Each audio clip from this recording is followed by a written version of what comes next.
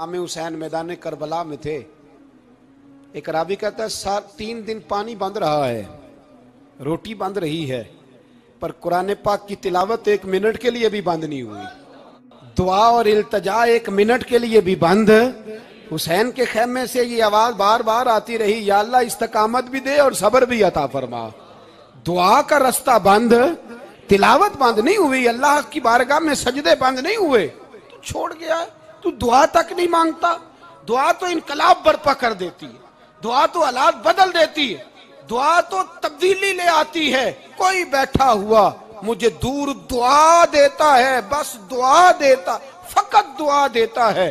कोई बैठा हुआ मुझे दूर दुआ देता है, मैं डूबता हूं पर समुंदर उछाल देता है। ओ भाई तू दुआ भी छोड़ गया। पहली बात आपकी खिदमत में यह है कि जागे, मुसलमान बने। दूसरा कुछ नहीं कर सकते तो दुआ तो कर सकते हैं ना, दुआ का रास्ता अपनाएं। और फिर मेरे नबी पाक अलैहिस्सलाम ने 2 बातें फरमाई, कान खोल के सुन लेना। 2 बातें हुजूर ने फरमाया, एक वक्त आएगा कि मेरी उम्मत के खिलाफ काफिर एक दूसरे को आवाजें देंगे, आओ मुसलमानों को मारें, आओ मुसलमानों। तो सहाबा ने कहा, या रसूलल्लाह क्यों, हम थोड़े हो जाएंगे? फरमाया, नहीं तुम बहुत ज्यादा होंगे। 56 इस्लामी मुल्क हैं दुनिया में, कितने बोल के बताना है? इतना सा बर्मा है, किसी गैर मुस्लिम का कुत्ता मर जाए तो ये चीख पड़ते हैं, और यहां कहती है अक़वाम मुत्तहिदा कि जी वो हमें दाखिल नहीं होने दे रहे। तो बंद करो फिर सलामती कौंसिल, तहलील कर दो, अक़वाम मुत्तहिदा खत्म करो। अगर तुम्हारी को सुनता नहीं तो बनाई क्या है? सिर्फ मुसलमानों को प्रेशराइज करने के लिए। और हमारे मुसलमान भीख मांगते फिरते हैं, कहते हैं कहा है हमने अक़वाम मुत्तहिदा से। अब तुम अपने लिए काफिर से भीख मांगोगे, काफिर से भीख मांगोगे? मेरे अजीज नबी पाक अलैहिस्सलाम ने फरमाया, काफिर एक दूसरे को बुलाएंगे, मुसलमानों को मारे। या रसूलल्लाह हम थोड़े होंगे? फरमाया बहुत ज्यादा होंगे। तो हुजूर क्या होगा? फरमाया तुम्हें वाहन हो जाएगा। या रसूलल्लाह वो क्या है? फरमाया दुनिया से प्यार हो जाएगा, मरने को दिल नहीं करेगा। दुनिया से और मरने को उस वक्त समझ लेना काफिर तुम पे हावी है। मैं अपना अंदाजा करूं, आप अपना करें। मुझे दौलत से कितना प्यार है और आपको कितना प्यार है। जाग के सुने ये लफ्ज रसूल पाक के सल्लल्लाहु अलैहि। हुजूर ने फरमाया, जब तुझे दुनिया से प्यार हो जाए, दौलत से प्यार हो जाए, इख्तिदार से प्यार हो जाए, और जब तुझे मौत बुरी लगने लगे, तेरा मरने को दिल ना करे, फिर काफिर तेरे ऊपर चढ़ आएगा। आज दौलत ही तो रह गई है, बाकी बचा क्या है? मैं अक्सर कहता हूं शादियां नहीं होती, तिजारतें होती हैं। लड़की वाले कहते हैं कि लड़का जेवर कितना डालेगा, लड़के वाले कहते हैं लड़की जहेज कितना लाएगी। तिजारत, हर जगह दौलत, हर जगह पैसा, हर जगह सरमाया। जहां जिस मुआशरे में तिलावत बिके, नात बिके, तकरीर बिके, उससे ज्यादा और तबाही का मामला क्या होगा? मेरे अजीज, मेरे रसूल पाक अलैहिस्सलाम के सहाबा के करीब दुनियादारी आ सकी? नहीं आई। हज़रत अबू बकर सिद्दीक ने पानी मांगा तो लोगों ने दूध दिया, फरमाया पीछे करो। अबू बकर ने नेमतें छोड़ दिए। अब अबू बकर वो वाला काम करता है जो रसूल पाक ने किया है। फरमाया ना, दूध शायद पेश ना करो, जो मांगता हूं बस वो दो। हजरत अबू बकर सिद्दीक ने बड़े मालदार थे। हजरत उमर फारूक रदी अल्लाह तआला अन्हु के पास सहाबा किराम जमा होके आए। कौन सा ऐसा शख्स है जिसकी तनख्वाह में इजाफा हो जाए? तो लोग कहते हैं नहीं नहीं मुझे नहीं चाहिए। पर हमने वो लोग देखे हैं, हाजी सादक साहब को मस्जिद वालों ने कहा 1000 रुपया तनख्वाह बढ़ानी है, तो हाजी साहब कहने लगे मेरा बड़ा सोहना गुजारा होता है, मैनू इन्ने ही बड़े ने।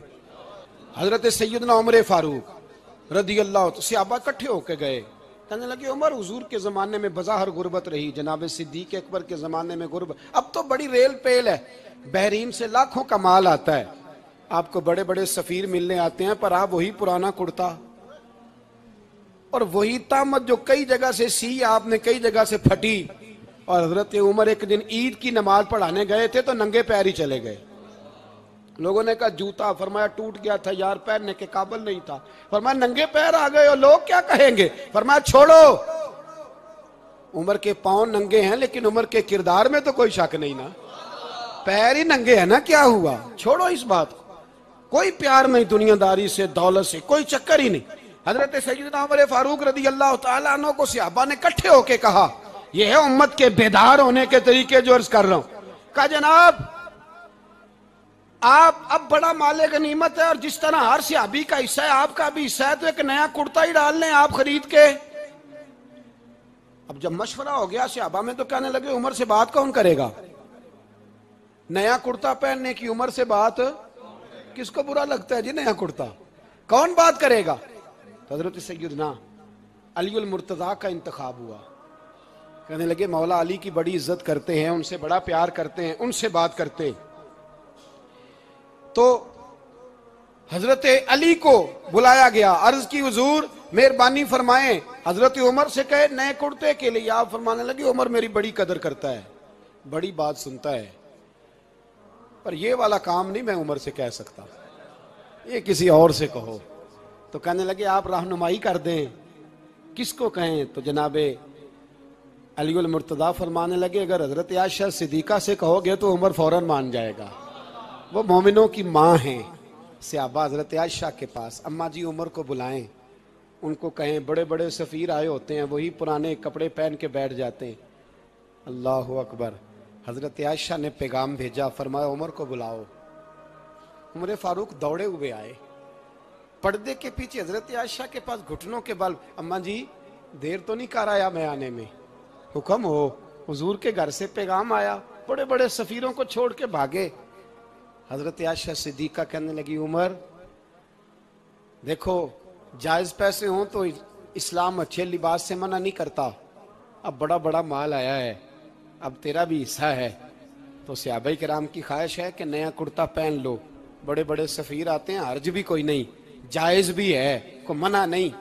حضرت عمر نے گردن جھکا، جی اماں جی، جی اماں جی، جی اماں جی۔ حضرت عائشہ کہتی ہیں بات ختم ہوئی، عمر نے گردن اٹھائی تو عمر کی داڑھی آنسوؤں سے بھری ہوئی، کہتی ہے مجھے کہنے لگے اماں جی میں تو صرف مسجد میں دیکھا کرتا تھا، آپ تو مصطفیٰ کو دن رات دیکھتی تھیں، جس طرح کے کرتے آمنہ کے لال نے پہنے ہیں مجھے بھی پہنا دو، میں تیار ہوں، میں پہن لوں گا، میں تیار ہوں، پر جس طرح کے میرے نبی نے پہنے۔ حضرت عائشہ کہتی ہے میں پھوٹ کے روئی، میرا پلو آنسوؤں سے بھر گیا۔ فرماتی ہیں میں عمر کی بات سنتی گئی تو میرا پلو آنسوؤں سے، میں نے کہا عمر تو جا، تو ٹھیک ہے۔ فرماتی ہے عمر فاروق سلام کر کے اٹھے، امیر المومنین چلے گئے، اس کونے میں صحابہ چھپے ہوئے تھے، وہ آئے، کہا اماں جی کیا بات ہوئی؟ تو میں پھر رو پڑی۔ میں نے کہا کیا بتاؤں، تمہیں پرانے کرتے نظر آتے ہیں، اسے محمد عربی کے جلوے نظر آتے ہیں، اسے رسول اللہ کا رنگ نظر آتا ہے، اسے وہ غلامی نظر آتی ہے۔ عمر کو دنیا سے پیار، اور دنیا سے پیار نہیں تھا، دعا پتہ کیا تھی؟ یوں جھولی اٹھا کے اللہ مرزقنا شہادتن فی سبیلک وجعل موت فی بلد حبیبک، اللہ عمر کو بسترے والی موت نہ دینا، موت شہادت کی دینا، اور میں میدان میں جا کے نہیں مرنا چاہتا، مجھے رسول اللہ کے شہر میں موت چاہیے، باہر جا کے نہیں، یہی میدان لگے مدینے میں، یہی موت آئے، اسباب بنا، میں مدینہ بھی نہیں چھوڑنا چاہتا۔ او بھائی ان لوگوں کو نہیں پیار تھا، جناب صدیق اکبر کا وصال ہوا تو زہر کے اثر سے، وہ جو آپ کو زہر لگا تھا، بعض مفسرین نے لکھا ہے کبھی کبھی وہ جو سانپ نے ڈسا تھا تو کبھی کبھی اس کا اثر آتا تھا، بس اللہ نے شہادت دینی تھی کبھی کبھی، ورنہ تو بڑی شفائیں تھیں۔ حضرت عمر شہید، حضرت عثمان، جناب علی، امام حسن، امام حسین، علی اکبر، علی اصغر، حضرت عباس، حضرت سعد بن معاذ، حضرت امیر حمزہ، مصعب بن عمیر، میرے محبوب نے تو لسٹ بنائی شہیدوں کی، لسٹ بنائی شہیدوں کی، شہادت سے پیار کیا رسول اللہ صلی اللہ علیہ وسلم کے غلاموں نے، پیار کیا شہادت سے، اسی لیے تو کافر اٹھ نہیں سکا کہ شہادت سے حضرت سعد بن معاذ رضی اللہ تعالیٰ عنہ کو زخم لگ گیا، جنگ سے زندہ آ گئے لیکن زخم ہے، رو کے کہنے لگے محبوبہ سارے شہید ہو گئے میں ایسے ہی رہ گیا۔